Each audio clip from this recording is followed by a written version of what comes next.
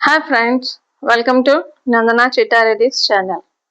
Okay, ఈరోజు ఒక చిన్న మాటతోటి, చిన్న కథతోటి మేము ముందుకు వస్తున్నాను అనమాట. సో ఇక్కడ ఏం జరుగుతుంది అన్నది కొంచెం మనం ఎంకరేజింగ్ మీ. ఓకే, ఇక్కడ నేను చెప్తున్న కథ ఏంటి అని అంటే, ఒక రాజ్యం ఉంది. ఆ రాజ్యంలో ధనుంజయుడు అనే ఒక రాజుగారు ఉన్నారనమాట. సో ఆ రాజుగారు ఏంటి అని అంటే, ఆయన రాజ్యము ఎప్పుడు చూసినా కూడాను చాలా చక్కగా అన్నమాట. అంటే ఎటువంటి కష్టం అన్నది లేకుండా ఆ రాజ్యం మొత్తం కూడాను చక్కగా వర్ధిల్లుతుంది. అన్ని రకాలుగా డెవలప్ అవుతూ ఉందన్నమాట.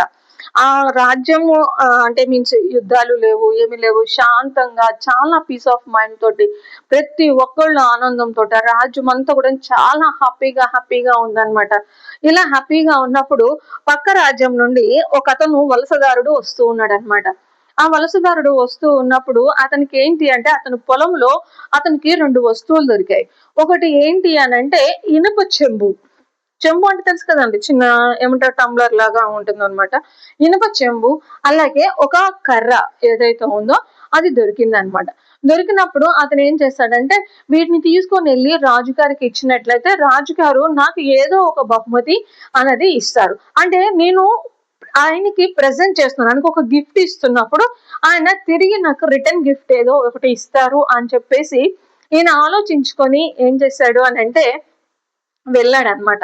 సో రాజుగారి దగ్గరికి వెళ్ళినప్పుడు రాజుగారు దగ్గరికి వెళ్ళి ఏమన్నాడు అని అంటే, రాజ్యసభలో ఉండి, సో రాజుగారు నేను మీకోసము ఈ ఇనుప చెంబు ఏదైతే ఉందో దీన్ని తీసుకొని వచ్చాను, అలాగే ఈ కర్ర ఏదైతే ఉందో ఇది మీకు చాలా ఉపయోగపడుతుంది అనేసి అని చెప్పేసి రాజుగారికి అతను అది గిఫ్ట్ గా ఇచ్చాడు.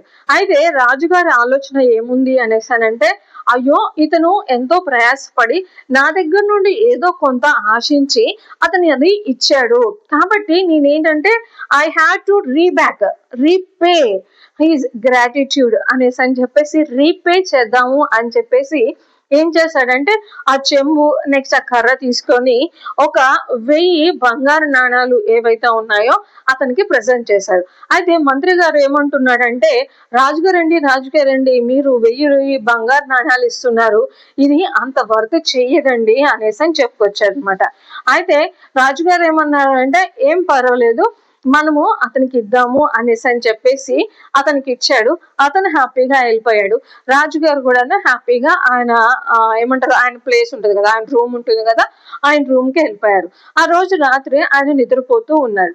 నిద్రపోతూ ఉన్నప్పుడు ఆయన కలలో ఒక ఆమె అంటే చాలా చక్కగా అలంకరించుకొని అన్నమాట. అంటే షీఈ్ లైక్ ఏ దేవత అంటాం కదా, సో అలాగనమాట. అలాగా ఒక ఏంజల్ లాగా, ఒక దేవత లాగా ఉంది. ఆవిడ వెళ్ళిపోతూ ఉందన్నమాట.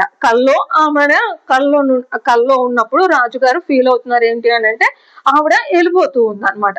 వెళ్ళిపోతుంటే రాజుగారు వచ్చేసి, ఎవరు నువ్వు, ఎందుకు వెళ్ళిపోతున్నావు అనేసి అంటే, నేను నా పేరు ధనలక్ష్మి, నేను వెళ్ళిపోతున్నాను నీ దగ్గర నుండి. అదేంటది, ఎందుకు వెళ్ళిపోతున్నావు అని అంటే, నీకు ధనము అన్నది ఏదైతే ఉందో దాని గురించి నీకు ఎటువంటి కేర్ లేదు, నువ్వు ఎవరు పడితే వాళ్ళకి అది ఇస్తున్నావు అనేసి అని చెప్పింది అనమాట. సరే అయితే రాజుగారు ఉండన్నారు, సరే అయితే నీ ఇష్టం వెళ్ళిపో అనేసి అని చెప్పారనమాట. సో అలా మళ్ళీ వచ్చి ఆయన పడుకున్నాడు. అంటే కల్లోనే జరుగుతుంది. ఆయన మళ్ళీ పడుకొని ఉన్నప్పుడు ఇంకో ఏమైంది అని అంటే, ఇంకొక ఆవిడ వచ్చిందనమాట. ఆవిడ కూడా చాలా చక్కగా రెడీ అయిపోయి ఒక దేవత లాగా ఉందన్నమాట. సో దేవత లాగా ఉండి ఆమె ఏం చేసింది అని అంటే, ఆమె వెళ్ళిపోతూ ఉందన్నమాట. వెళ్ళిపోతూ ఉంటే అప్పుడు రాజుగారు ఏం చేశారంటే, ఆవిడ దగ్గరికి వెళ్ళిపోయి, ఎవరు నువ్వు, ఎందుకు వెళ్ళిపోతున్నావు అనేసి అంటే, నా పేరు ధాన్యలక్ష్మి, నేను వెళ్ళిపోతున్నాను. నువ్వు ధనలక్ష్మినే కాపాడుకోలేనప్పుడు ధాన్యలక్ష్మి అయిన నన్ను నువ్వు ఎలా కాపాడుకుంటావు అనేసి అని చెప్పి నేను వెళ్ళిపోతున్నాను అని అంటే, ఈయనకి కొంచెం ఏంటి అని అంటే ఒక రకమైన గిల్టీతో కూడిన ఏమంటారు అనేసి అంటే ఇరిటేషన్ స్టార్ట్ అయింది. ఏంటి ఆవిడుంటే ఈవిడుంటుందా, ఈవిడుంటే ఆవిడ ఉంటుందా అనేసి అని చెప్పేసి సరే అయితే వెళ్ళు అనేసి అని చెప్పేశాడు అనమాట. చెప్పిన తర్వాత నెక్స్ట్ మూడో అంటే థర్డ్ అంటే ఈయన మళ్ళీ పడుకున్నారు. అప్పుడు ఇంకొక మూడో ఆవిడ అనమాట. ఆవిడ కూడా నువ్వు బాగా రెడీ అయిపోయింది. ఆవిడ వెళ్ళిపోతూ ఉందనమాట. వెళ్ళిపోతూ ఉంటే రాజుగారు మళ్ళీ వెళ్ళిపోయి, ఎవరు నువ్వు, ఎందుకు వెళ్ళిపోతున్నావు అనేసి అనంటే, నా పేరు విజయలక్ష్మి, నేను ఏంటి నువ్వు ధనలక్ష్మిని, నెక్స్ట్ ధాన్యలక్ష్మి ఎవరైతే ఉన్నారో వాళ్ళని కాపాడుకోలేనప్పుడు నేను కూడా వెళ్ళిపోతాను అనేసి అని అంటారు. అందరూ ఇట్లా వెళ్ళిపోతాను అనేసి అని అంటున్నారు, సరే వెళ్ళిపో అనేసి అని చెప్పేశాడు అనమాట. చెప్పాక మళ్ళీ వచ్చి పడుకున్నప్పుడు అప్పుడు ఇంకొక ఆవిడ రెడీ అయ్యి వెళ్ళిపోతూ ఉంటుంది అనమాట. వెళ్ళిపోతూ ఉన్నప్పుడు ఇతను పరిగెత్తుకుంటూ వెళ్ళిపోయి ఆవిడ కాళ్ళ ముందు నిలబడి, ఎవరు నువ్వు, ఎందుకు వెళ్ళిపోతున్నావు నువ్వు అనేసి అని అంటే, ఆవిడ ఏమంటుంది అని అంటే, నేను ధైర్యలక్ష్మిని, నువ్వు ధనలక్ష్మిని, ధాన్యలక్ష్మిని, విజయలక్ష్మిని ఎవరైతే ఉన్నారో వాళ్ళని నువ్వు పోగొట్టుకున్నప్పుడు నేను ఇక్కడ ఉండాల్సిన నెసెసిటీ నాకు లేదు, నేను వెళ్ళిపోతాను అనేసి అని అంటుంది. అంటే అప్పుడు రాజుగారు ఏమంటారు అని అంటే, అమ్మ, నాకు కావాల్సింది ఏంటంటే ధైర్యం. సో ధైర్యం నాకు గనుక ఉన్నట్లయితే, నువ్వు నా దగ్గర ఉన్నట్లయితే, ధైర్యలక్ష్మి అయిన నువ్వు నా దగ్గర ఉన్నట్లయితే, ధనలక్ష్మి, ధాన్యలక్ష్మి, విజయలక్ష్మి అన్న వాళ్ళు నా దగ్గరకు వచ్చేస్తారు. కాబట్టి నువ్వు నన్ను వదిలిపెట్టి వెళ్ళకమ్మా అనేసి అని చెప్పేసి ఆ ధైర్యలక్ష్మి కాళ్ళ మీద పడతాడనమాట. పడి తను ఏడుస్తూ ఉంటే ఆ ధైర్యలక్ష్మి ఏం చేసిందంటే సంతోషిస్తూ లేపి అతన్ని, రాజుగారిని పైకి లేపి, ఓకే, నేను నీకోసం నీతోనే నేను ఉంటాను అనేసి అని అంటుంది అనమాట. సో అప్పుడు ధైర్యలక్ష్మి వచ్చేసింది, ధైర్యలక్ష్మి ఉంది.